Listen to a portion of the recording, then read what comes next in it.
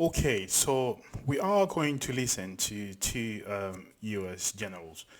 One of them is General Milley, and who is the he's currently in the U.S. administration, and the other one is Colonel McGregor, which was on the Trump administration.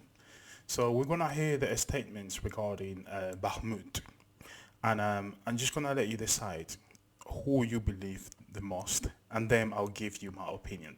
So let's start with General Milley, right here. Start with the Oh, Russians. no, this one. Let me get the right one. There you go. Right here, regarding Bakhmut. Yeah. Milley. With respect to Bakhmut, which you mentioned earlier, it appears that Russia is still unable to accomplish core strategic objectives. It is frankly remarkable to me that Bakhmut still stands and is still owned by the Ukrainians. Do you share the perspective that the failure of Russia after going all out to capture this town is indicative of the fact that we're still facing, that the Ukrainians rather are still facing the same deeply incompetent military that they were facing last year? Or is this a special brand of incompetence that we're seeing with respect to this particular Incompetence. military effort? Keep that word. I think the Russians are struggling in a big way with command and control, logistics, sustainment, basic tactical doctrine, but also training. These forces are very undertrained. They're essentially doing frontal assaults into machine gun positions, et cetera, and they're getting slaughtered. The Russian troops are. Ukrainians are doing a very effective area defense that is proven to be very costly to the Russians. For about the last 20, 21 days, the Russians have not made any progress whatsoever in and around Bakhmut. So it's a slaughter fest for the Russians. They're getting hammered in the vicinity of Bakhmut, and the Ukrainians have fought very, very well. That's also true across the entire frontline trace, from Crimea all the way down to Kherson. The Ukrainians have fought a remarkable defensive fight, and the Russians have not achieved their strategic objectives. Do you see the Okay, so General Milley here is saying that the Russian troops are not well trained.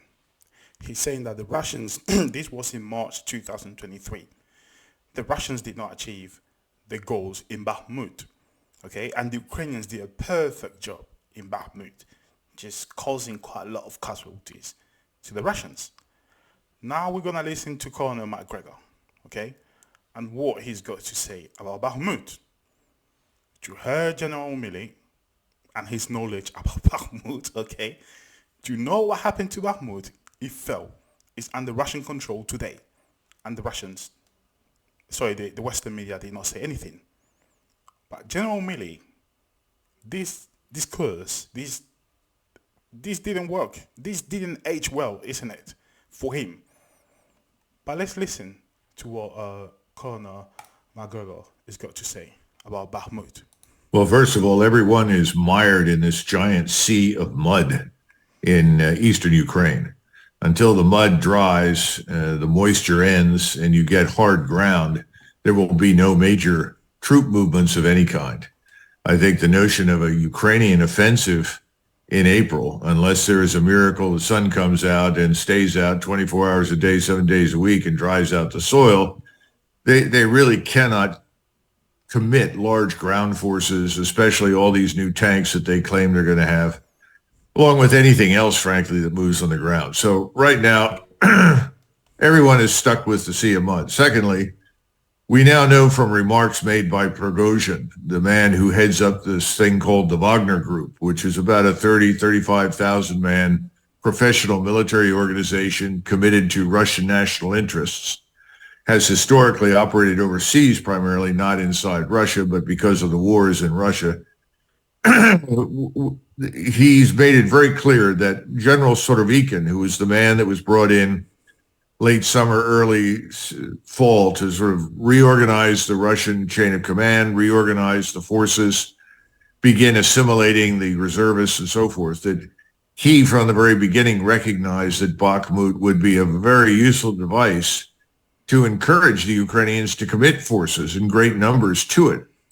Bakhmut has always been very important. This is the second point. It's always been a hub for rail lines, roads, communications, warehouses, factories, all of which have military utility.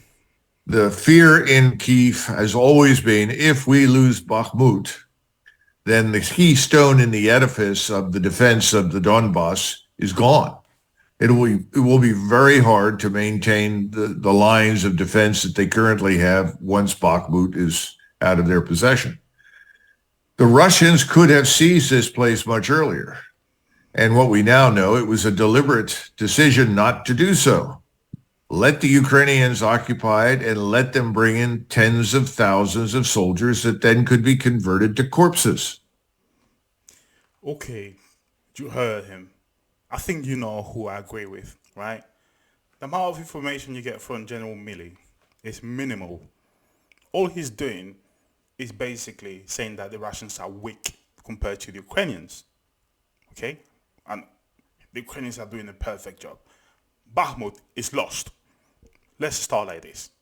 Then we got Colonel McGregor, who I don't agree with him in many things, but in terms of the Ukrainian war, I agree with him. So he did basically define the meat grinder city created by the Russians, where at least 47,000 Ukrainian troops lost their life. 47,000, okay? According to reports from both sides. From the Western side, you need to look for it deep to find the number of Ukrainian deaths in Bakhmut. But you can see the amount of information you're getting from Colonel McGregor is completely different than the one you're getting from Mr. Milley, sorry. So both of these videos were recorded back in March 2023. Milley ones didn't age well. McGregor was 100% correct. The Ukrainians did not launch a counteroffensive in Bakhmut. Why? Because of the weather conditions. Also, the Ukrainian troops that were in Bakhmut, they have to retreat. And they lost many, many soldiers. The Western media is not talking about this. But you got this guy who's talking about it. And you can see the results today of the design meat grinder city, isn't it? So the Ukrainians lost it. They're not saying anything about it. And they kept saying time after time that Bakhmut was not important. But as you heard from McGregor, Bakhmut was important because it was the main defense in Donbass. If the Russians take that defense, that's it. It seems like the Russians have multiplied Bakhmut all over the front. Because this Ukrainian offensive that we're seeing today, which recently Mr. Milley just confirmed that the Ukrainian offensive is going to take long, okay? And the Western news outlets are confirming, just like the Washington Post, they're confirming that the Ukrainians had heavy losses in this last counter-offensive, okay? So, it seems like the Russians have multiplied the migrant cities, and now you have Ukrainians dying 200 or 300 in each front every single day. Every single day. That's too many casualties. And of course, these numbers come from like Russian sources and some Western sources, not from Ukrainian sources. According to the Ukrainians, they break through the Russian defense already, and they are on the third line of defense. I mean, what's going on here? We're getting very conflicted information from the Ukrainian side, okay? But if you look at the maps that we share every day on Telegram and the reports that we share on Telegram, you'll see that the Ukrainians were unable to break through the provisional line of defense, and they are losing hundreds of soldiers every day. So we have to be careful about what we get. The fact that we have a military man telling us how the war is going, it doesn't mean that he's right. Many times he's just saying what they told him to say to be part of this narrative.